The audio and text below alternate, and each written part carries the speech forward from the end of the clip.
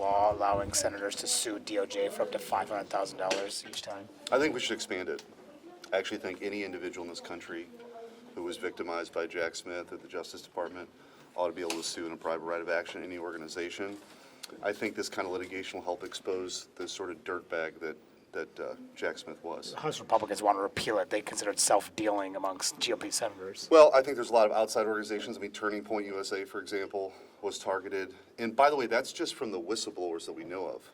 There's probably a lot of other individuals and organizations that were caught up in this Soviet-style dragnet that Jack Smith dreamed up in his fantasy of being some sort of hero.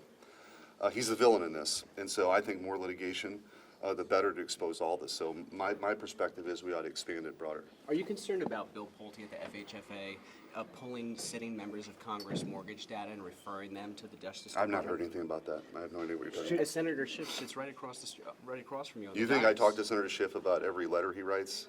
That's not how it works. I don't know what he's talking about. Now that this Epstein bill is going to become law, should the DOJ fully comply within 30 days as it stipulates under the bill? Yeah, I think, I've been saying for a long time that I think that all the credible information that can be released should be released. And so that's where we're at.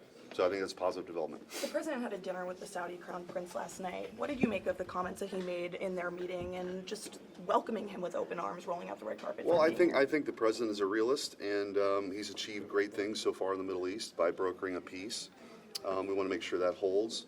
That country is going to play a very important role in what comes next in Gaza. And so I think that one of the most important trips I think that he made as president was when he went over there. I think he wants to expand the Abraham Accords, and so I think that his instinct is diplomacy first, and that's a good instinct to have for a president. But he said things happen when it comes to Jamal Khashoggi's murder that came, according to the intelligence committee, at the behest of MBS. Yeah, well, look, there's a lot of people around the world that we wouldn't want to marry our sisters. Who are in charge of important countries that we have to deal with. So I think you deal with people as they are. We have core national interests, and that's the most important thing for a president to advocate for. But Thanks, guys. Thank you.